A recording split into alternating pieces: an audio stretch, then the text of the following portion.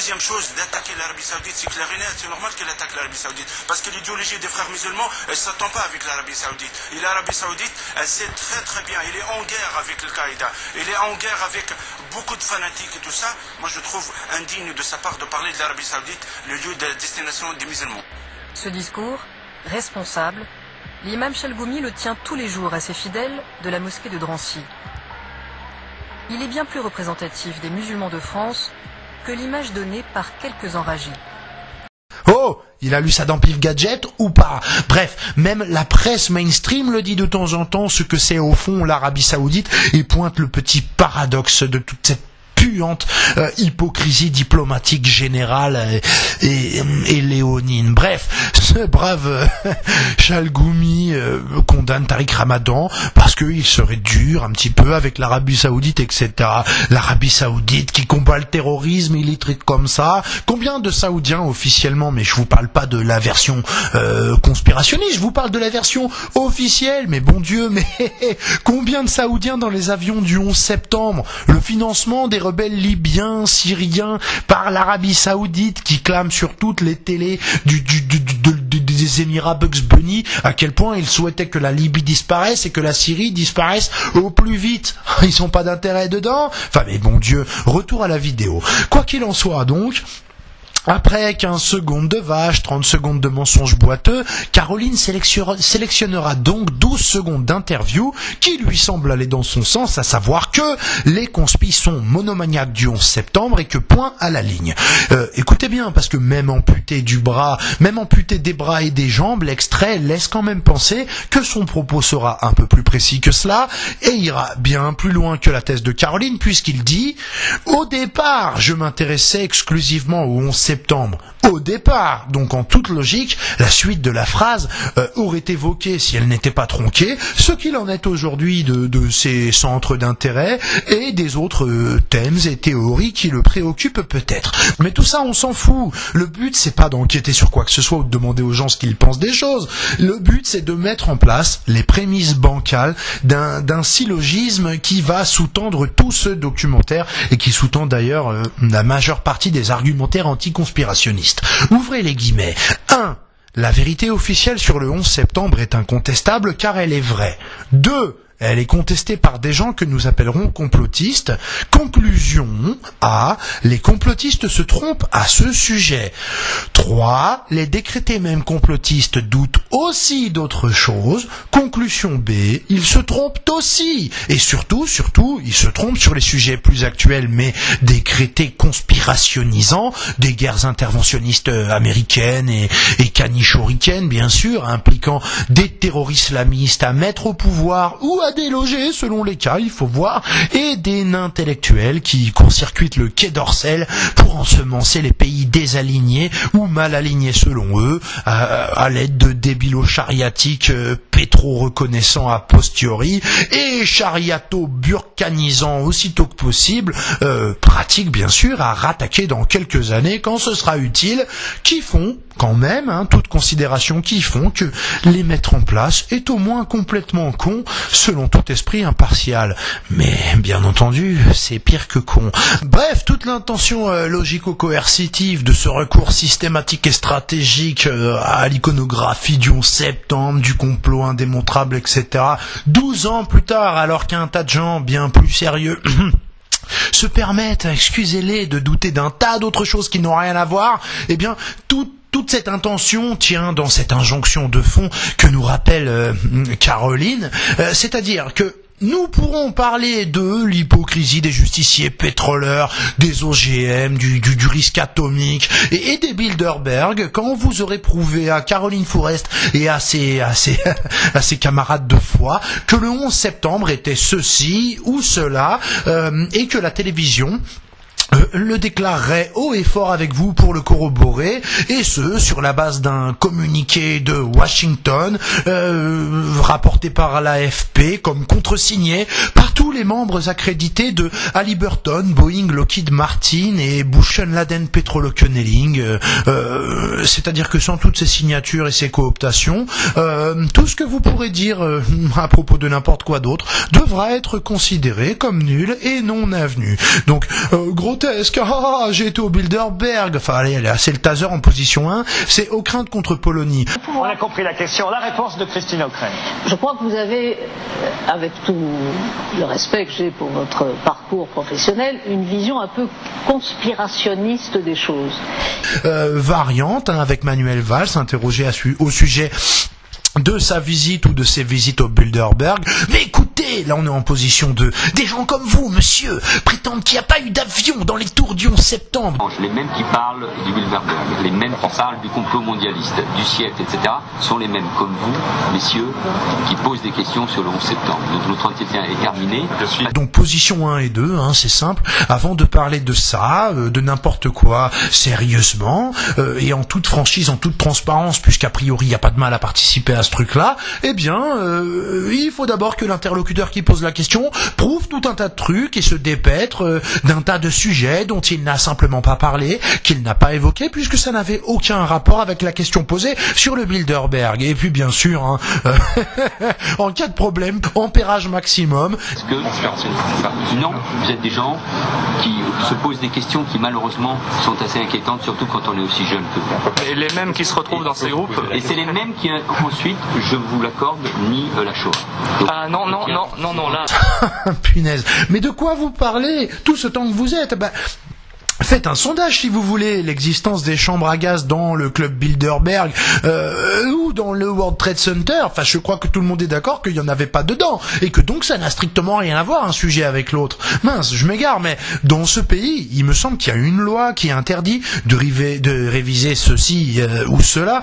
Et bah ok, mais à quand une loi pour interdire d'invoquer indécemment la mémoire de ces malheureux pour défendre son petit cas personnel plutôt que d'argumenter comme un adulte, un adulte éduqué, a priori hautement éduqué. Bref, alors on continue quand même d'avancer dans cette mine de carolinium parce que Ce filon est loin d'être tari. Tu m'étonnes. On va pouvoir installer des rails et extraire des wagonnets de carolinerie en 24 carats parce que... D'étonnantes révélations sur l'apocalypse ou le terrorisme, une idée née avec l'attentat du 11 septembre. Ce qui m'intéressait à l'époque, c'était des livres qui traitaient du 11 septembre, de la remise en cause de la version officielle. Bon, il doute du 11 septembre et on l'a vu. Caro se contrefout d'ailleurs de ses raisons à lui pour l'instant et peut-être pour toujours, on verra. L'important dans l'immédiat, c'est de remettre un peu d'émotion dans l'équation. Donc le montage enchaîne, très professionnel, le montage tout de suite avec les images du 11 septembre et sur ces fortes images en forme de leçon de morale pour anti-américains primaires présumés. Ah oui. Parce que c'est ça la dénomination officielle, hein. Opposé à la politique des États-Unis, ça n'existe pas. C'est complotiste et anti-américain primaire. Du coup, j'ai aucune idée de ce que sont tous ces Américains qui s'interrogent aussi. Ça doit juste être des complotistes pas américains primaires, donc ça doit être possible. Bon, Caroline, je sais pas si elle va en parler, mais ses camarades de combat ont l'habitude de procéder à ce petit amalgame, donc je le règle vite fait. Caroline Fourest règle donc, elle, de son côté, définitivement la querelle qui divise les amateurs de complot, qui sont forcément tous d'accord sur une même version précise, issue d'une Bible qui existe peut-être, hein. Il suffira de montrer les aventures de Martine à la plage en disant que voilà la Bible conspirationniste qui dit que ceci et que cela et qui prouve que c'est une seule et même engeance comparable sur le plan des idées, des propos développés et des théories soutenues. Bref, dans ce sac là, hein, dans ce sac poubelle à conspi, il y a aussi les mecs que Caro a jetés dedans, malgré le fait qu'il croit pourtant à la version officielle. Je crois pouvoir citer Bricmont dans l'équation. Oyez, oyez, braves gens, à l'attention de ceux qui croient juste à un laisser-faire stratégique, puisque ce sera utile pour le pétrole plus tard, jusqu'à ceux qui soutiennent l'hypothèse des explosifs dans les tours. Eh bien, vous êtes tous d'accord, y compris ceux qui croient carrément à la théorie des hologrammes. Alors ça, je soupçonne ce hoax d'être un hoax d'hoax. Bref, Caroline l'a décrété. Tous ces gens pensent exactement la même chose, même ceux qui s'engueulent, même ceux qui se détestent. Bref, quelques images, puis, sans transition, mais stratégiquement bien sûr, Caroline Fourest enchaîne sur le printemps arabe et sur les soupçons qui vont bon train ces derniers temps, qu'ont notamment les conspis, mais un tas d'autres gens également lisaient la presse, et notamment étrangère, quant aux implications de la CIA, par exemple, dans les printemps arabes. C'était des livres qui traitaient du 11 septembre, de la remise en cause de la version officielle. Et ce filon est loin d'être tari. À en croire les amateurs de complot, Ben Laden n'a pas pu faire tomber les tours du World Trade Center sans l'aide des Américains.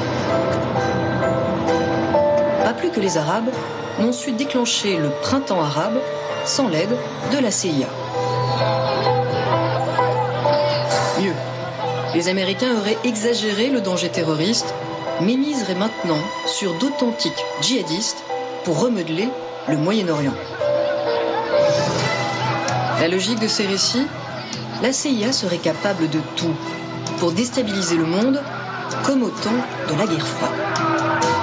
Madame Caroline Forrest nous démontrera certainement plus tard que la CIA n'a jamais été impliquée dans aucun putsch sud-américain en la faveur de forces politiques locales favorables aux intérêts américains et que par conséquent, l'idée que ce type d'activité puisse avoir cours actuellement et de façon sélective au-dessus des nappes de pétrole et pas loin de l'Iran et jamais au secours des officiels camps de rééducation nord-coréens dont tout le monde a rien à foutre. Tout cela est proprement inconcevable. Ah non, même pas en rêve, mais enfin, comment après tout cela tiendrait l'équation qui veut que nous soyons l'axe du bien, tous autant que nous sommes, dès lors que nous nous trouvons en Europe ou aux États-Unis. Bref, on continue en ligne droite. Pire, les USA auraient exagéré la menace terroriste. Et d'une, et de deux, encore plus ridicule si je comprends bien, ils auraient utilisé des djihadistes pour déstabiliser le Moyen-Orient. Enfin, la logique de ces récits, la CIA serait capable de tout pour déstabiliser le monde comme au temps de la guerre froide. Donc elle est en train de nous dire ça avec ironie. La CIA serait capable de tout pour déstabiliser le monde. C'est ridicule, comme au temps de la guerre froide où c'était probable. Caroline, c'est bien tenté à votre niveau, puisque le 11 septembre est médiatiquement défini comme l'objet de délires abracadabrants et que toute démonstration en devient fatalement superflue. Il vous suffit donc, pensez-vous, de parler des printemps arabes dans la foulée pour faire rentrer ce thème dans le périmètre de l'indémontrable théorie du complot. Comme c'est subtil, comme c'est malin, bravo! Bref, je l'ai déjà dit, la lecture de la presse étrangère apprendrait à toute personne de bonne volonté, corps de l'Hexagone, des journalistes aussi encartés, que celles-ci prétendent aussi que les convulsions du Moyen-Orient sont bien plus complexes que ce qu'envoient de grandes fifilles pleines d'assurance, surtout si on prend le temps de considérer non pas le printemps arabe comme une vague notion englobant tout ce qui peut déstabiliser ou faire bouger un peu les foules dans les pays arabo-musulmans, mais qu'on prend le temps, je ne sais pas, par souci de précision, par souci de professionnalisme, de se pencher sur chaque cas et de comparer bien les soutiens financiers, les livraisons d'armes fournies ici mais pas là, et les soutiens apportés ici ou pas là. Je parle toujours par exemple du Bahreïn, dont j'attends toujours, Madame Caroline Forrest, que vous vous mobilisiez peut-être en la faveur de ces gens qui se sont fait descendre à une époque là-bas. Bref, je ne sais pas si vous relisez un peu de temps en temps ce que vous écrivez, mais avec cette phrase comme au temps de la guerre froide, vous reconnaissez explicitement que pendant la guerre froide, la CIA était logiquement, et c'était de notoriété publique, capable de tout, et qu'il n'aurait pas été absurde à l'époque de le prétendre. Serait-on passé pour un fou, pour un communiste, puisque le terme complotiste n'existait pas à l'époque? Aurait-on eu des problèmes si on le prétendait? Là, c'est une autre question qui, je suppose, ne vous intéresse pas.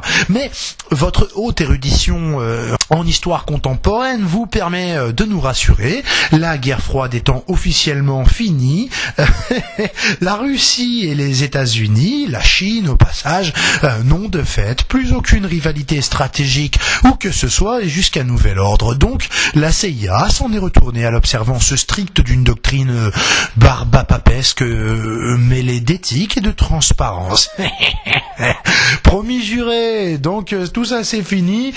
Vous avez donc pas du tout remarqué certainement madame que les relations entre les USA et la Russie restaient celles de superpuissances tripalement rivales lorgnant les mêmes ressources de pétrole, de gaz, d'uranium et de terres rares à peu près sur le même continent africain, sur le pôle Nord et au Moyen-Orient. Non. Vous n'avez pas entrelu et compris vaguement que systématiquement, les régimes dont USA et Europe décrètent qu'ils doivent incessamment sous peu être abattus sont systématiquement soutenus par la Russie et ou la Chine. Allô, c'est quand même fini la guerre froide, c'est comme ça, c'est écrit. Bah oui, j'ai eu un 14/20 au bac et ça portait sur ça. Alors poète camembert. Donc la guerre froide, c'est fini et du coup la CIA a changé. Maintenant ils sont gentils, humanistes ou en tout cas ils en seraient quand même pas à manipuler des djihadistes.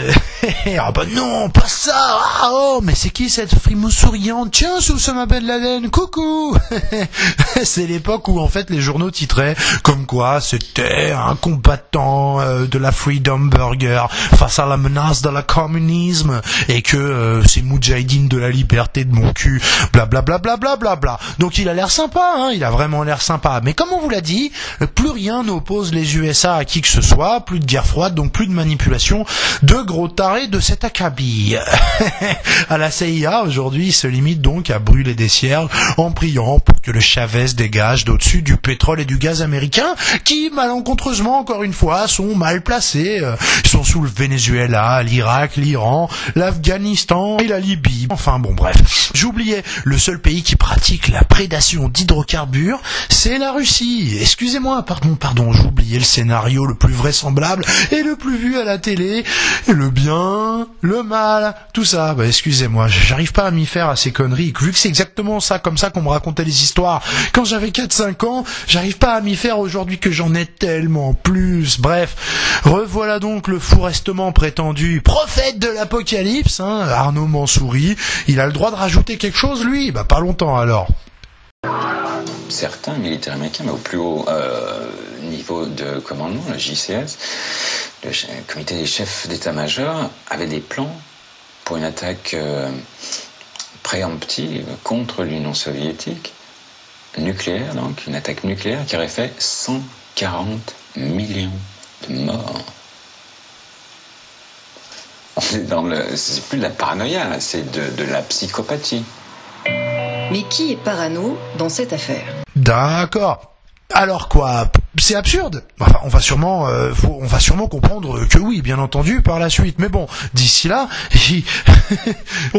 il faut concevoir comme impossible le fait que les États-Unis aient éventuellement envisagé et préparé une attaque de leur grand méchant loup de l'époque, alors que les Américains les plus réceptifs à la propagande télévisuelle et radiodiffusée investissaient dans des bunkers anti-radiation et des réserves de conserve, et que les plus raisonnables qui n'en avaient pas acheté grattaient quand même à la porte blindée pendant les exercices d'alerte récurrents, que personne n'osera contester, il me semble. Enfin, c'est complètement débile de croire que les USA auraient pu envisager d'atomiser des dizaines de millions de Russes au prétexte de préserver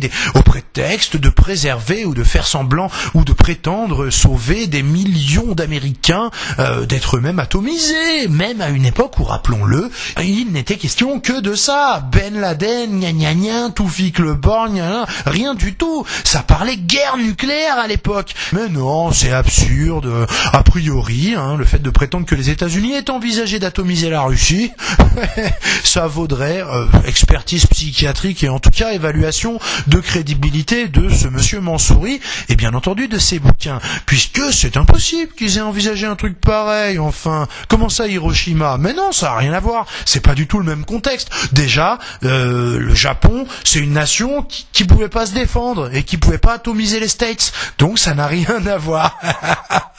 Bon, on passe sur le fait que vous ayez introduit cette idée donc de l'implication de la CIA ou des États-Unis ou en tout cas de forces extérieures avec des intérêts précis dans ce que vous appelez au global le printemps arabe, comme s'il était comme s'il était pertinent de faire entrer par exemple le cas libyen ou le cas syrien dans cette équation. Et donc, on aimerait bien comprendre le rapport avec ce qui suit tout de suite. Vous nous montrez Monsieur Mansouri qui évoque donc un plan des États-Unis dont il ne prétend absolument pas qu'il est advenu. Je pense pas que qui que ce soit sur Terre soit assez stupide pour prétendre que les États-Unis ont atomisé 140 millions de Russes. Donc il ne s'agit que d'une hypothèse dont on se demande pourquoi les 10 autres secondes que Mansouri, dont Monsieur Mansouri dispose pour s'exprimer, donc sont consacrées à l'évocation de ce plan, et on aimerait bien comprendre en quoi tout cela est absurde. Ensuite, comme d'habitude, moi, je suppose que Caroline Fourest ne peut pas balancer cela comme ça, puisqu'elle nous dit qui est parano. Donc, il est bien question de supposer que seul un paranoïaque peut penser que les États-Unis ont, à une époque ou une autre, dans un climat de tension et d'holocauste nucléaire probable, envisagé de prendre les devants. Donc, on se dit que vous allez certainement, puisque vous avez l'air de dire que il est complotiste, il est paranoïaque et que tout cela est absurde, on se dit que la prochaine personne que vous allez rencontrer va nous expliquer pourquoi. Sauf bien sûr si c'est pour nous dire que ça n'est pas arrivé et que donc ça n'a jamais été envisagé. Non, on va aller tout de suite et demander l'avis d'un blogueur. Nucléaire, donc une attaque nucléaire qui aurait fait 140 millions de morts. C'est plus de la paranoïa, là, c'est de la psychopathie. Mais qui est parano dans cette affaire? À quoi reconnaît-on quelqu'un qui doute d'un conspirationniste?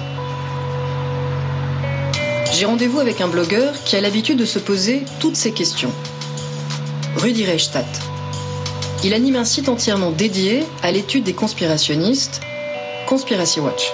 Ah bah non, pourquoi un historien, pourquoi un spécialiste, pourquoi d'ailleurs demander à Mansouri ou je sais pas à Colomb, à l'une des personnes que vous allez évoquer plus tard, de s'exprimer en vous rencontrant ou tout simplement par téléphone pour répondre à une interview. Non, vous décidez-vous que c'est un des millions et des millions de blogueurs qui existent rien qu'en France.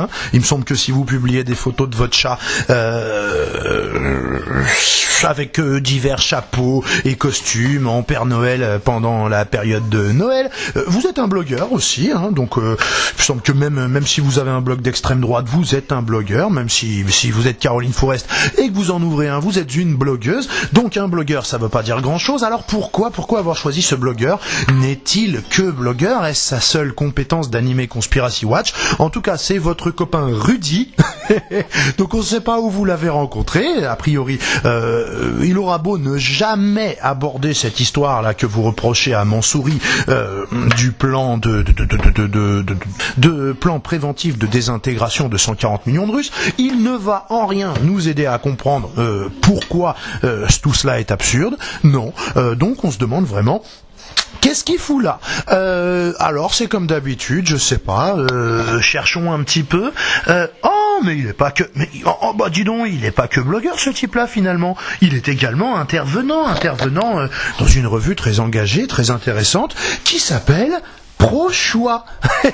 Alors encore une fois, Caroline Fourest, on va se retrouver dans une quatrième partie, quatrième round. Franchement, c'est de la légitime défense. Mais je tiens à vous dire que pour en tant que deuxième intervenant dans votre documentaire, après le premier, donc à qui vous avez fait, comme je l'ai dit, le coup de la savonnette infernale en tronquant ses propos, en mentant sur le sujet de ses textes, donc vous n'avez pas choisi d'interroger qui que ce soit qui a un lien avec les thèses dont vous accusez un tas de gens de les défendre. Non, vous avez choisi d'interroger tout simplement un copain, un intervenant dans votre revue. C'est très très pro comme choix et je vous dis à la prochaine. J'adore.